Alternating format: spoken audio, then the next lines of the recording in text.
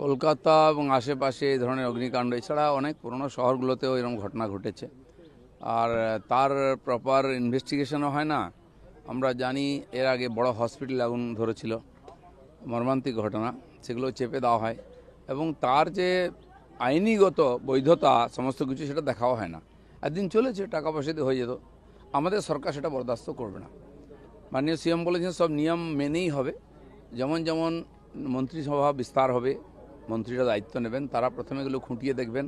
সমস্ত ডিপার্টমেন্টে যা যা তার রীতিনীতি আছে, আইনগত ব্যবস্থা সব মেনে করতে হবে সবাইকে। আমিও সেজন্য আপিল করছি, সময় থাকতে এগুলো মেনে নিই। যা চলেছিল ওটা ঠিক চলেনি, ঠিক চলতে হবে, যাতে আমাদেরকে বেশি কড়া হতে না হয়। সেজন্য এখনও সময় আছে, সবাই আপিল করুন, বৈধভাবে ব্যবসা করুন। কেউ আপনার গায়ে হাত দেবে না, আপনার পেটে কেউ ভাত মারবে না, এটা আমরা নিশ্চিত করছি।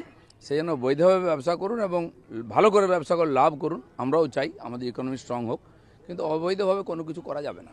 তিলজলা, তপসিয়া এই ধরনের জায়গাতে কুটির শিল্পের মতো বেআইনি কারখানা গড়ে উঠেছে। ডেফিনেটলি আপনি বলছেন আপনাদের সরকারের ট্যাক্সও, কিন্তু ট্যাক্সের কোনো মা বাবা নেই। দেখুন, কারখানা থেকে আরম্ভ করে ব্যবসায় সব জায়গায় বেআইনি চলে, এবং কি এই যে বিদ্যুতের সংযোগ সেটাও অবৈধ। কারখানা চলছে, মোজার জুতোর কারখানা, সেখানে বৈধ কানেকশান নেই। আপনারা জানেন মগরাহাটেতে ইলেকট্রিসিটি বোর্ডের তরফ থেকে গেছিল সেই কাটতে কানেকশান, তাদের উপর অ্যাটাক করা হয়েছিল, পালিয়ে এসেছিল পুলিশ। এটা আজ নয়, বহু বছর চলছে। সেই জন্য ব্যবসা করবেন, পয়সা কামাবেন, সরকারকে দেবেন, এটা নয়। সরকারের রেভিনিউ কম আসে, আর সরকারের সঙ্গে যুক্ত লোকেরাই অবৈধ কাজ করে, এগুলো চলবে না। আর সেই জন্য সরকারের রেভিনিউ দরকার। যত রিসোর্স আছে আমাদের, সেগুলোও অবৈধভাবে ব্যবহার হয়।